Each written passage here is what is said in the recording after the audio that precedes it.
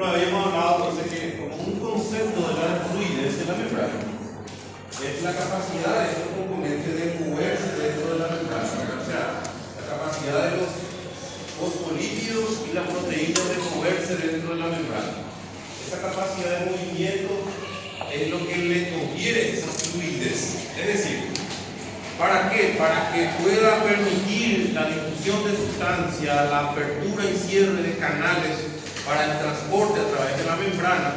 Eso depende de la capacidad de cómo se mueven esos componentes. Pueden desplazarse lateralmente, puede girar, puede cambiar de una monocapa a otra monocapa.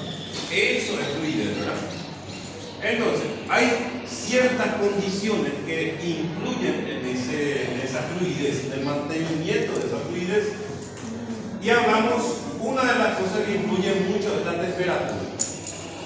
¿Por qué? Porque las altas temperaturas hacen que esa membrana tienda a ser muy fluida, y cuando es muy fluida, deja de ser selectiva. Cuando es muy fluida, hace que la membrana pueda dejar pasar cualquier sustancia, ya no tiene esa capacidad de selectividad. ¿Por qué? Porque ¿se acuerdan que los fosfolípidos de la membrana? Cada fosfolípido de la membrana está formado por ácidos grasos de cadena larga. Y estos ácidos grasos de cadena larga tienden a cambiar de estado con las altas temperaturas. Pero es en la práctica, si vos tenés una grasa de origen animal, se calienta esa grasa. ¿Y qué ocurre con la grasa? Se derrite. La temperatura alta hace que la grasa sea más fluida. Entonces, esos ácidos grasos tienden a sufrir ese cambio. Para eso existe un compuesto que estabiliza esa fluidez, mantiene constante la fluidez ante los cambios de temperatura. Y ese es el colesterol, porque el colesterol es más resistente a las altas temperaturas. Entonces, otra cosa. Los ácidos grasos de cadena larga y la mayoría si es con enlace simple. Aquí.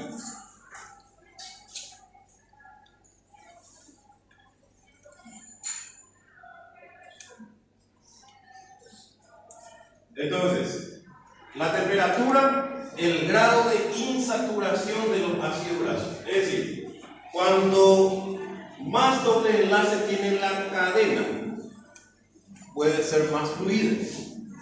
Si tiene menos doble enlace, se vuelve más sólido, más rígido. ¿Verdad?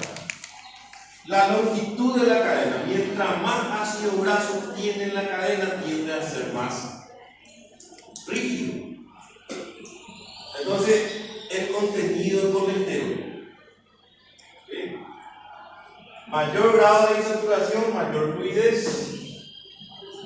Ácido graso de cadenas cortas, mayor fluidez. Cadenas largas, menor fluidez. O sea, es más sólido, más rígido cuando la cadena es larga. Mientras más carbono tienen los ácidos grasos, va a ser más viscoso, más dura, vamos a decir, ¿verdad? Y a mayor temperatura tiende a ser mayor fluidez. Ahora, esto es lo que va relacionado con el colesterol. El colesterol, si aparece una temperatura alta, donde tiende a que esos ácidos grasos sean muy fluidos, entonces el colesterol lo que hace es mantener esa fluidez a pesar de que hay alta temperatura. Ahora, si hay una temperatura muy baja, esa membrana tiende a ser más rígida. Entonces, cuando baja la temperatura, sigue siendo igual la fluidez. No se vuelve más rígido y no se vuelve más fluida, porque el colesterol mantiene ese estado medio de fluidez. Por eso hablamos de que como componente de la membrana, el colesterol es un estabilizador de la fluidez. La fluidez, en principio general, depende de los fosfolípidos. La presencia de fosfolípidos es lo que mantiene, es lo que, ¿cómo decirle?, cumple esa función de fluidez. Ahora, ese fosfolípido no puede mantener constante por los cambios de temperatura, y ahí es donde participa el colesterol. Entonces, fosfolípido es lo que hace que sea fluida la membrana. Ahora, ¿quién estabiliza esa fluidez ante los cambios de temperatura? El colesterol. ¿Sí? Esa relación es muy importante mantener una fluidez intermedia, ni muy alta ni muy baja.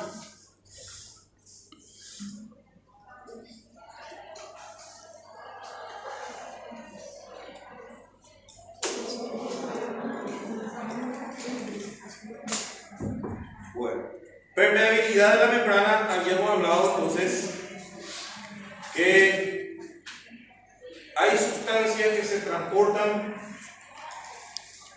dependiendo de la concentración. Nosotros hicimos un pequeño resumen acá en la pizarra sobre el sistema de transporte. Entonces, existen dos tipos. Primero vamos a hablar del transporte pasivo.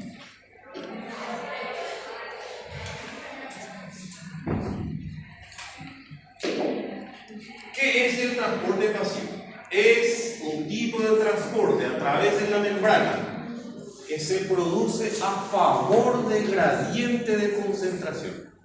Acuérdense, gradiente de concentración. Existen varios tipos de gradiente.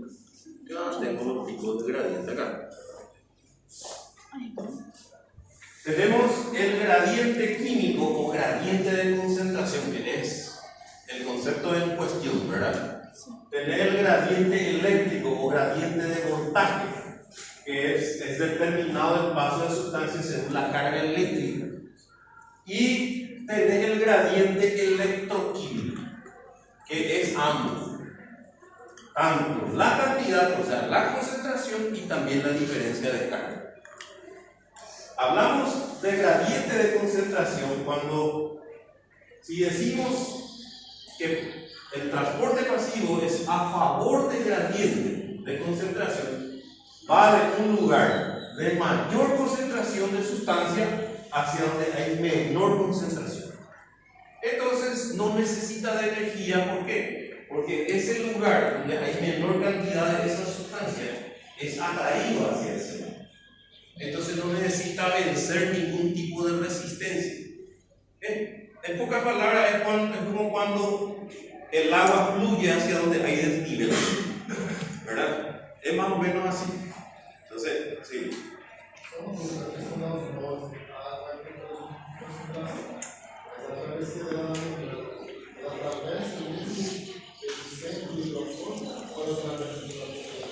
Sí. Cuando el agua va a pasar la membrana, hay unos canales específicos que se llaman acuaporinas. Las acuaporinas son canales proteicos específicos para agua. Ahora, existen también en varios libros de biología donde explican que cuando el agua deja pasar, cuando la célula deja pasar agua en pequeñas cantidades como tipo para mantener esa diferencia de concentración, eso sí pasa a través de la capa fosfolípida. ¿Por qué? Porque por más que el agua sea una molécula polar, es una molécula muy equilibrada. Se puede pasar igual a través del espacio de los fosfolípidos. Pero sí existen las acuaporinas que son canales específicos para el agua cuando va a haber una ósmosis constante, ¿verdad? Eso de el agua, la acuaporina, por ejemplo, habla muchísimo en los libros actuales, por lo menos. Entonces, a favor del gradiente de concentración, va de un lugar de mayor a menor concentración de sustancia, lo que estamos hablando, ¿verdad? Eso es a favor del gradiente. Entonces, ¿cuáles son las moléculas que pueden atravesar y cuáles no? La capa lipídica, ¿verdad? Y es lo que estaba preguntando el compañero. La doble capa de fosfolípido puede ser atravesado sin la necesidad de un transportador, un canal proteico. La mayoría de las moléculas, como los gases, el oxígeno, el nitrógeno, el dióxido de carbono, el monóxido de carbono, todo puede pasar a través de esa membrana, habíamos mencionado, ¿verdad? O sea, puede pasar sin ningún problema a través de la etapa lipídica. Solo necesita una diferencia de concentración. ¿Qué significa eso? Vos tenés más dióxido de carbono este lado de la membrana y tenés menos a este lado. Entonces el dióxido de carbono tiende a ir hacia donde hay menos, ¿verdad? A favor del gradiente. Y no tiene ningún problema. ¿Cuáles son las otras moléculas que podrían pasar la membrana por más de que sean polares? Acá, por ejemplo, hablamos de los gases y los compuestos hidrofóbicos, como los ácidos grasos de cadena larga, el benceno. Esos son compuestos que pueden pasar sin ningún problema en la membrana plasmática. Pero aquí también tenemos compuestos que son polares, pero son muy pequeños, moléculas muy pequeñas. Y ahí tenemos la molécula de agua, el glicerol y la urea, por ejemplo. Los tres son compuestos polares. Imagínense, el glicerol.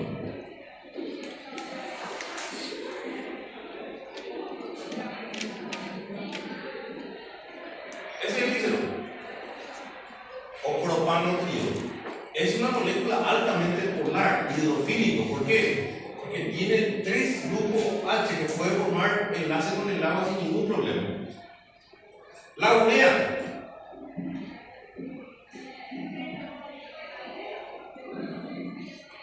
es altamente polar, porque tiene acá un oxígeno libre, 2 grupos amino libres que pueden formar enlace con el agua sin ningún problema. Es polar, pero puede pasar a través de la capa lipídica, por más de que sean polares, porque son moléculas muy pequeñas, de muy pequeño tamaño molecular, que puede atravesar a través del espacio de la capa lipídica. Ahora, los compuestos de mayor tamaño, y ahí ya hablamos ya de los monosacáridos principales que difunden a través de la membrana, las hexosas principalmente. Acá tenemos la glucosa, la galactosa, la manosa, los disacáridos como la sacarosa, ¿verdad? Tenemos también los aminoácidos, ya son compuestos de mayor tamaño molecular, son polares. Entonces ya la bicapa lipídica ya no permite el paso. Y estas son las sustancias que ya tienen que pasar a través de un canal formado por proteínas, un transportador, ¿verdad? Y después, ¿cuál es otro que no puede pasar la membrana? Todo lo que tenga carga eléctrica, los iones, sodio, potasio, cloro, magnesio, calcio, todos tienen un canal específico. Si es un canal para sodio, es un canal solo para sodio. Si es un canal para calcio, solo pasa calcio. Y esos son los canales iónicos. Y pasan la membrana a través de un tipo de transporte que se llama transporte pasivo. De ahí es que existen 3 tipos de transporte pasivo. La difusión simple,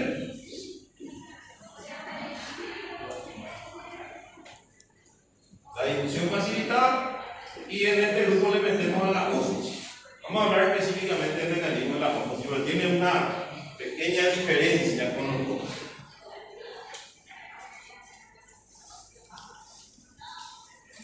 Entonces, las moléculas que pueden difundir a favor del gradiente a través de la bicapa lipídica, entonces son los que pasan por difusión simple, a favor del gradiente de concentración sin consumo de energía ni necesidad de canal transportador. Eso es difusión simple. Ahora, las moléculas que tienen que pasar la membrana, ¿verdad?, a favor del gradiente, que no necesita energía, pero como son hidrofílicos y son moléculas grandes, necesitan un canal proteico. Difusión facilitada. La difusión facilitada, entonces, es el tipo de transporte pasivo que se produce a favor del gradiente de concentración, por eso es pasivo, pero necesita una proteína que le facilita el paso, por eso es difusión facilitada. ¿Sí? Vamos a parar ahí. Después vamos a hablar del transporte activo, pero ahora primero vamos a hablar de estos para comparar.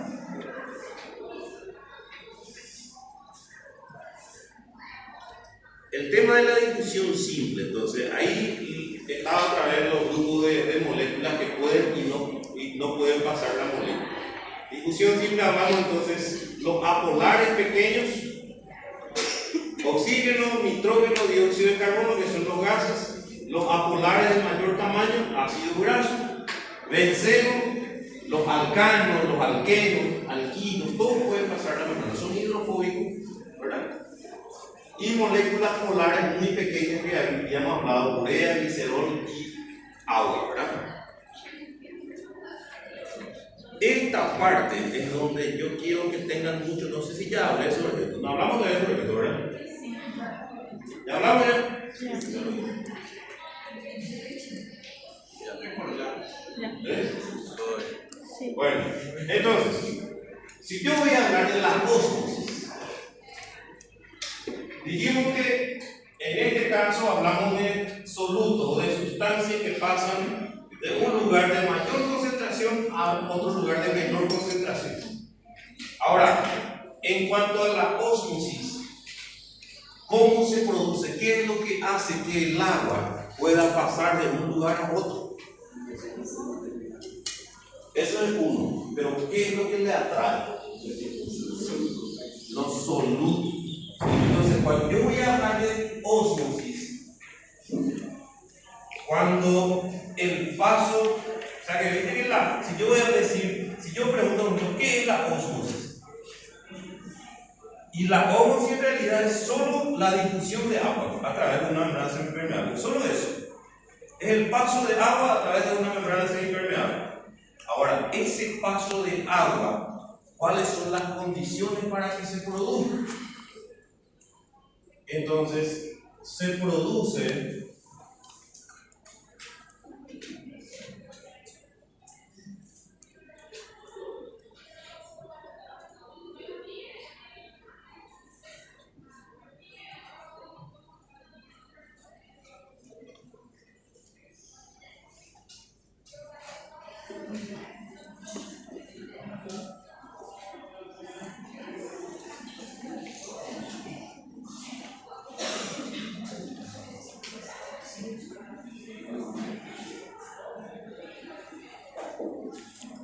Entonces, la ósmosis va a depender de la concentración de solutos a ambos lados de la membrana.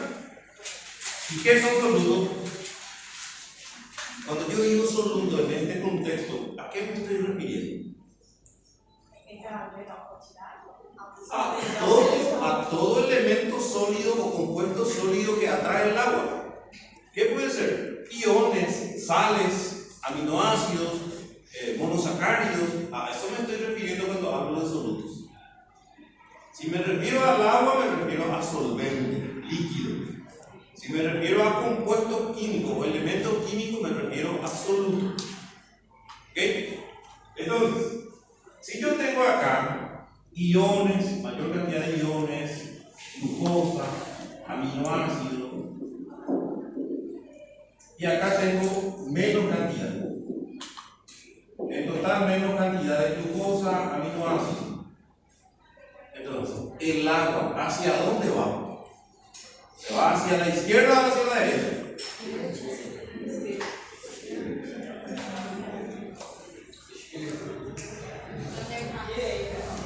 ¿Cómo?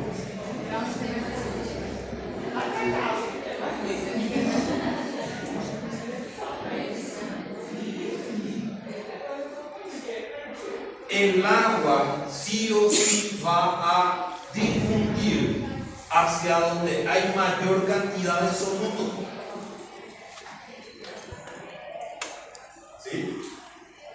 De menor a mayor concentración de solutos. ¿Por qué? Porque estos son compuestos que atraen el agua.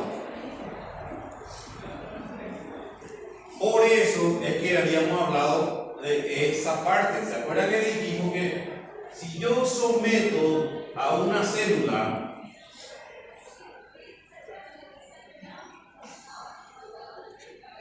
a un medio hipertónico, ¿qué significaba eso? Que el medio donde le puse a la célula tiene mayor cantidad de soluto que la célula.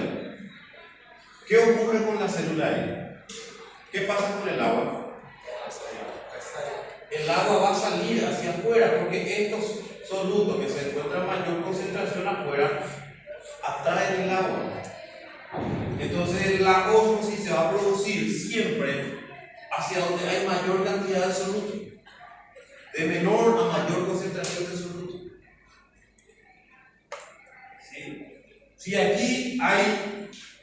Si dentro de la célula hay mayor cantidad de soluto que el exterior,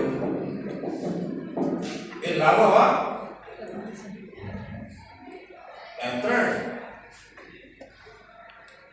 Entonces la célula va a aumentar el volumen, se va a alterar también el volumen, se va a alterar la función celular, ¿verdad? Ahora, si hablo de medio isotónico, ¿a qué me estoy refiriendo? Igual concentración de soluto, es decir, igual concentración de sales y otro elemento sólido, tanto afuera como adentro de la célula. Entonces la distribución de agua va a ser de forma equitativa. Entonces el volumen de la célula no se altera. Y eso mantiene la función celular constante. Entonces, ¿cómo le llamamos a este proceso? Esa atracción que ejerce los solutos que están a este lado sobre el agua que está hacia el otro lado de la membrana, ¿cómo le denominamos? ¿Cómo? Presión osmótica. Presión osmótica.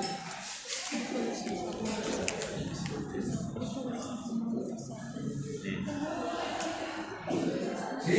Presión osmótica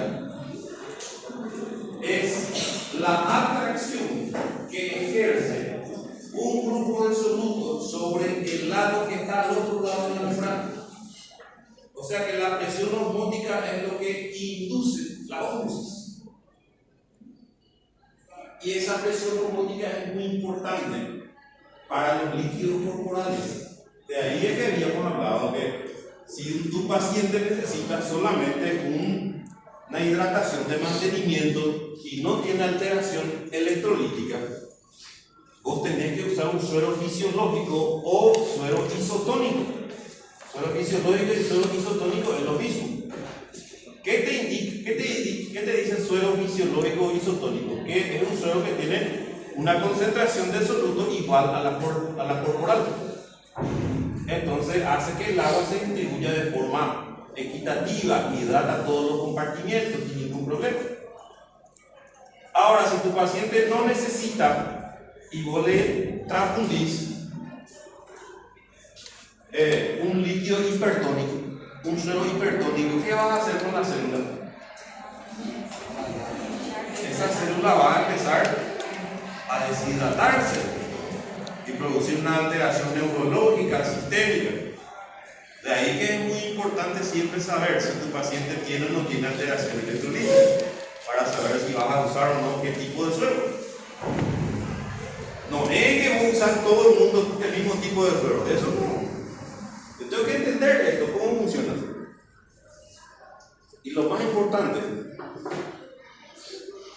la célula más sensible a los cambios electrolíticos son las neuronas. O sea que una de las primeras cosas que vas a alterar en el paciente es el sistema neurológico. Por eso parece algo simple, que vos ya sabes hacer una vía periférica y ya sabes estar en una guardia y todo lo que venga ahí deshidratado, con fiebre, le usa todo el mismo suero. Es así. Hay que saber bien cómo es tu paciente para que vos puedas usar el tipo de suero. Sí. ¿Isso tem alguma coisa a ver com macrocitose e microcitose? ¿Cómo? Tem alguma coisa a ver com macrocitose e microcitose? Não. Então, Sí. En realidad no se hace en hemograma eso, se hace en frotis de sangre para saber si está aumentado o disminuido, el tamaño de la célula. Frotis porque tenés que ver al microscopio. Muy bien. Esas son las acuaporinas. Unas proteínas canales específicas para el agua. Ahora, entonces, la difusión facilitada, este es un ejemplo de difusión facilitada, a través de un canal que facilita el pasaje de un compuesto o un elemento hidrofílico, ¿verdad? Y entre estos existen uno de los más comunes, no el más abundante, porque de difusión facilitada hay de todo tipo de sustancias, pero uno de los que más hablamos son los canales iónicos. Los tipos de canales iónicos. Acá. 3 tipos principales de canales iónicos. Los canales iónicos operados por voltaje, los canales iónicos operados por ligando y los canales iónicos operados mecánicamente. Los más comunes de los canales iónicos en nuestro organismo son los de voltaje y los que están regulados por ligando. ¿Qué es un ligando? Hay que empezar sabiendo eso. El ligando es cualquier sustancia que estimula o inhibe algún receptor. O sea, cuando yo hablo de ligando, me estoy refiriendo a una hormona o a un neurotransmisor. Ese ejemplo que está ahí, por ejemplo, es un canal iónico regulado por ligando. Porque tranquilamente podía ser un neurotransmisor que se une al receptor y al estimular el receptor se abre el canal. Entonces, uno de los ejemplos comunes, que ustedes ya hablaron todo en bioquímica, yo sé que ya saben todo.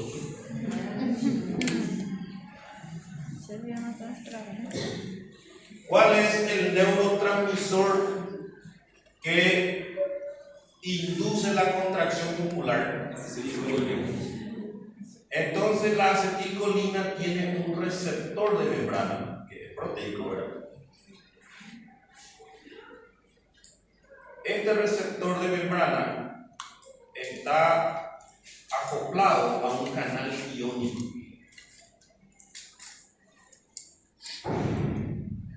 Cuando la acetilcolina viene y se une al receptor colínico,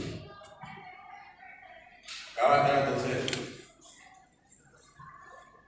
una sarcómera, acá otra sarcómera,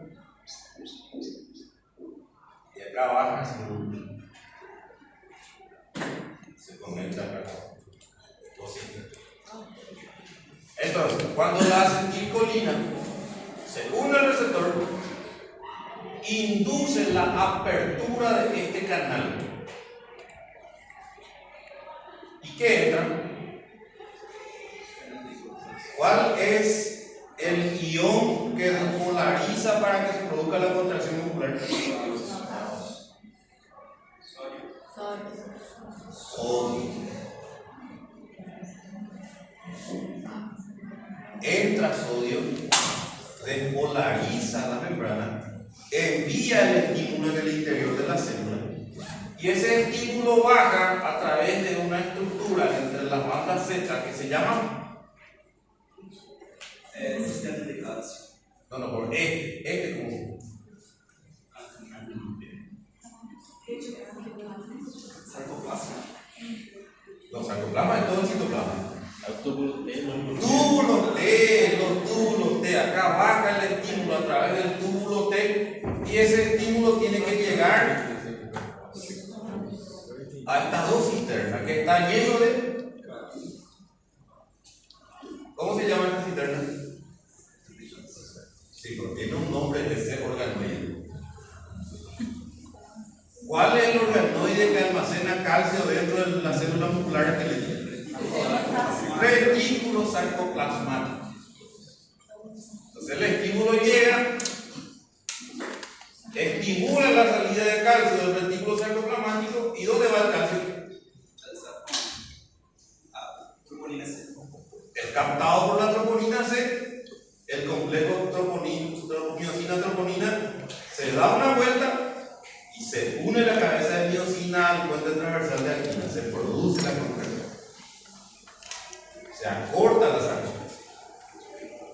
Después, cuando se va a relajar el músculo, el calcio es devuelto al retículo sarcoplasmático y vuelve a separarse utilizando una molécula de ATP. La cabeza de miosina con el puente transversal de actina, ¿verdad? Se une y se separa, se une y se separa.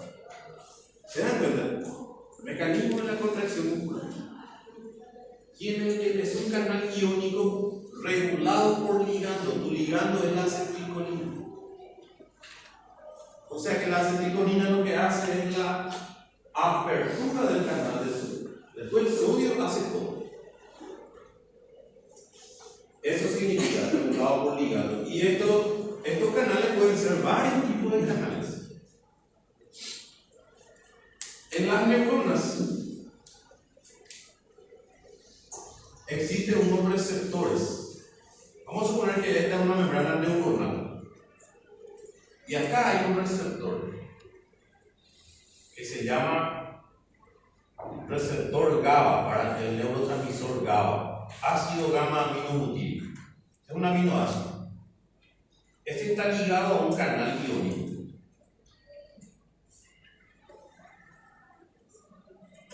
De cloro.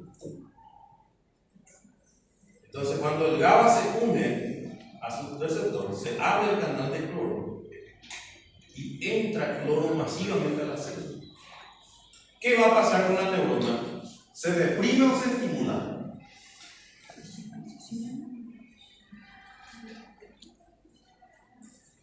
Usen la cabeza. ¿Qué va a pasar con la neurona cuando entra esto? ¿Se deprime o se estimula la neurona?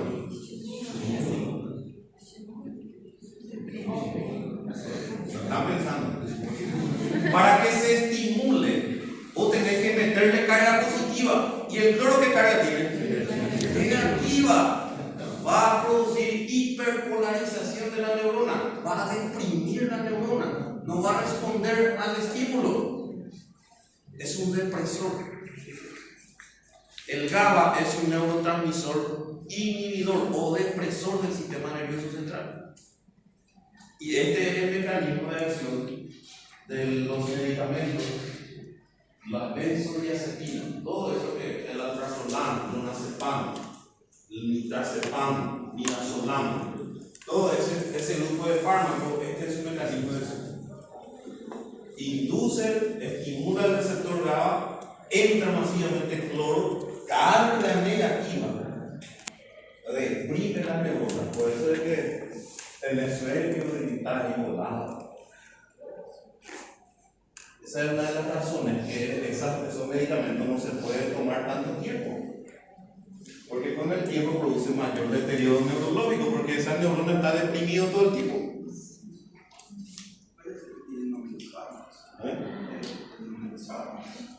Poner nomás el grupo benzodiazepinas y ya se todo.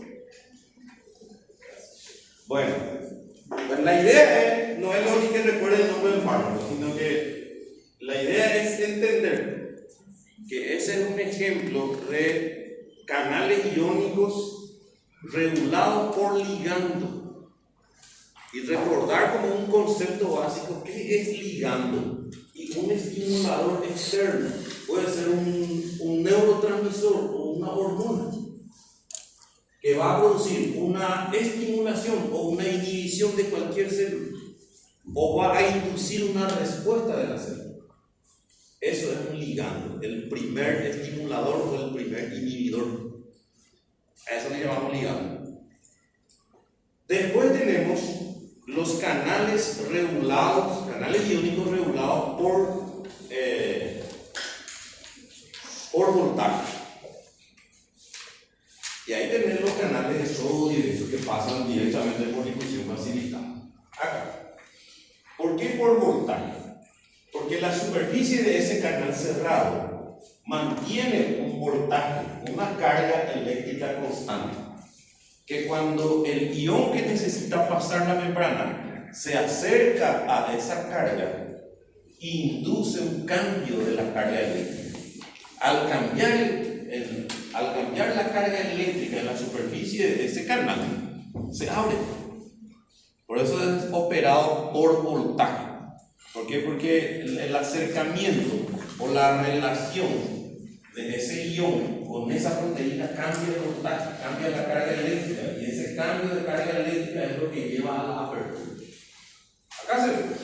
Vieron que en el estado cerrado, en la superficie, por ejemplo, es positivo, ¿verdad? Cuando viene el ion, se acerca, se vuelve negativo, y eso abre el canal.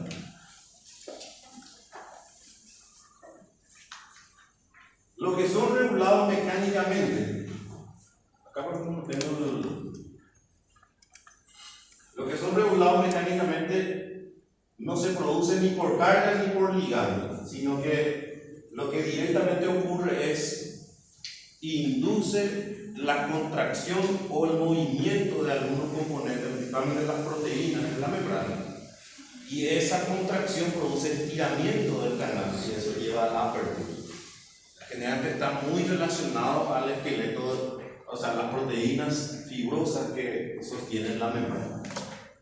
Entonces, ligado, operado por voltaje y operado por ligando es una de las cosas que hay que recordar muy bien. Concepto, ¿verdad?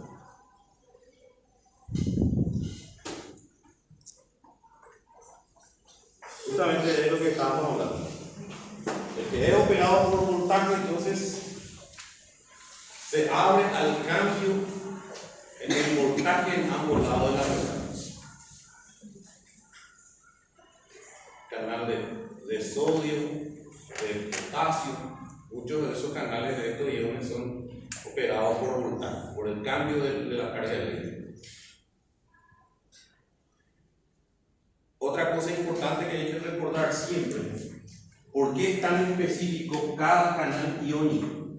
Cada canal iónico sabemos que es una serie de cadenas polipeptídicas para una proteína multimolecular de gran tamaño que forma la membrana. Ahora, esa proteína está formada por varias cadenas polipeptídicas y el interior del canal que va a estar en contacto con el ion tiene que estar formado por aminoácidos compatibles con ese ion, con la carga de ese ion. Y solamente va a dejar pasar ese ion. O sea, si es que es un canal de sodio, de potasio, por este canal, por más que el sodio tenga carga positiva, en ningún momento el sodio va a poder pasar igual. ¿Por qué? Porque la estructura formada por esta proteína canal solo tiene compatibilidad con el potasio. Es muy específico. Por eso es que la membrana es altamente selectiva, porque esta proteína es muy específica para cada tipo de sustancia. Si es un canal para difusión facilitada de glucosa, solo glucosa va a pasar por ese canal. No va a pasar galactosa, no va a pasar fructosa, solo glucosa. Eso es lo que le permite a las proteínas de membrana. La proteína de membrana le da alta especificidad. ¿Es posible el desplazamiento de ese canal? ¿Se desplazar y puede una reacción del canal? Sí, puede haber un desplazamiento, excepcionalmente sí, pero fisiológicamente capaz no. Ahora, algunos tóxicos y fármacos sí pueden inducir eso. ¿Esa compatibilidad es mecánica, estructural o química? Química porque, por eso te digo que los aminoácidos que constituyen ese canal, la pared interna de ese canal, tienen que ser aminoácidos que químicamente sean compatibles con el ion o el monosacárido. Este es el ejemplo del canal de acetilcolina. ¿Sí? ¿Vieron acá como cada una de las estructuras que se ve ahí, alfa, beta, gamma, son subunidades de la proteína canal? O sea que si yo hablo de alfa, me estoy refiriendo a una cadena polipeptídica que constituye esa zona de la proteína. O sea, cada nombre en la letra griega, alfa es una cadena polipeptídica, beta es otra cadena polipeptídica. Entonces, unen y forman una proteína multimolecular que es el canal específico para sodio, relacionado a al receptor de acetilcolina. Acá este representa a la acetilcolina, que se une y abre el canal de sodio. O sea, las dos moléculas de acetilcolina determinan la apertura del canal y permiten el ingreso de iones sodio al interior de la célula. ¿Tiene alguna clase específica de aminoácidos que se pero varía en proteínas, ¿sí? Como proteínas, Sí. En realidad siempre hay un aminoácido específico para cada canal. Es más específico que la capacidad de procesar el canal. En realidad sí. Hay por ejemplo, la prolina, por ejemplo, uno de que siempre se encuentra en la mayoría de los canales. Por eso entrando un poco más profundizado en la parte química, ¿verdad? Pero no quiero yo entrar a profundizar en la parte de estructura química, ¿verdad? Más bien me gustaría que entiendan cómo funciona para que ustedes puedan relacionar la función celular después, ¿verdad? Ahora, si por ahí la doctora en el segundo año quiere hablar de bioquímica de eso. Profesor, una preguntita. Sí. Las proteínas y los componentes orgánicos, otro tipo, siempre va a tener carga negativa. De forma general, las proteínas tienen una carga neta negativa en su superficie amino. Viste que vos tenés así un extremo amino es donde empieza la cadena, ¿verdad? Y un extremo carboxilo que es donde termina la cadena. Y generalmente en el extremo carboxilo tiene una carga positiva, en el extremo amino una carga negativa. Ahora, dependiendo del aminoácido que más predomina en la cadena, eso es lo que va a determinar la carga neta de la proteína. Y en la mayoría de los casos, estas proteínas, principalmente lo que constituyen estructura celular, sí tienen carga neta negativa. O sea, predomina la carga negativa en la superficie de las células. Entonces, eso es muy importante tener en cuenta porque la carga negativa hace que las proteínas y cualquier otro compuesto sea más reactivo. O sea, pueda formar de repente enlace, captar otro compuesto. Entonces, es muy importante tener en cuenta eso, esa carga neta, ¿verdad? Solo que, como le dije, si nosotros vamos a entrar en la parte de molecular y química, ¿verdad? Nos vamos a salir de un tema en varias clases, ¿verdad? Y la idea de entender un poquitito es primero la estructura general y después ya relacionar eso funcionalmente para ir avanzando. Porque al fin y al cabo lo que nosotros necesitamos es entender la función para entender cómo funciona nuestra célula y a su vez los órganos, ¿verdad? Porque eso es lo que necesitamos entender para llegar a la parte clínica con el tiempo. Muy bien. Ya hablamos entonces de la difusión facilitada, en este caso de los canales iónicos. Ahora vamos a hablar de un tipo de difusión facilitada que es específicamente los canales de glucosa. Los canales de glucosa. Existen un grupo de proteínas muy importantes, y de esto no se van a analizar hasta el cuarto, quinto año. Estas proteínas se llaman GLUT. GLUT es la sigla. Y son unas proteínas canales. Y son varios isoformas que se sintetizan en la célula y forman canales ¿para qué? Para transportar glucosa de afuera hacia adentro de la célula o desde la célula hacia afuera de la célula. Este es uno de los más importantes y dependiente de insulina. Es la GLUT4. Mira, hay GLUT1 al 5. Todos son canales para el paso de glucosa. Y todos siempre van a depender de la disponibilidad de insulina. Entonces, ¿cómo ocurre esto? Para que tengan en cuenta que la insulina no es que es el que hace, el que transporta la glucosa, Si vos tenés una alta concentración de glucosa en tu sangre y no tenés ningún problema de diabetes o de resistencia a la insulina hace su función como se libera la insulina, actúa sobre un receptor de la célula del hígado, de la célula del músculo. Ese estímulo que produce la insulina pasa al interior de la célula y se produce la síntesis de unas proteínas. Esas proteínas dentro de vesículas son transportadas hasta la membrana y forman parte de la membrana. A medida que se forman estos canales, van entrando la glucosa a la célula. O sea que uno consume un alimento rico en glucosa, se absorbe toda esa glucosa y ese aumento de glucosa en sangre induce la liberación de insulina.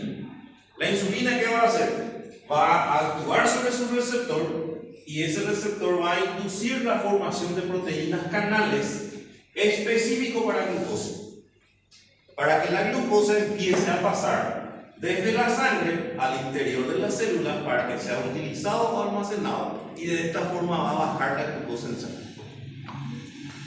Por eso es que la insulina es hipoglicemiante. La insulina actúa principalmente en las células musculares y en las células del hígado para que esas células puedan captar glucosa desde afuera.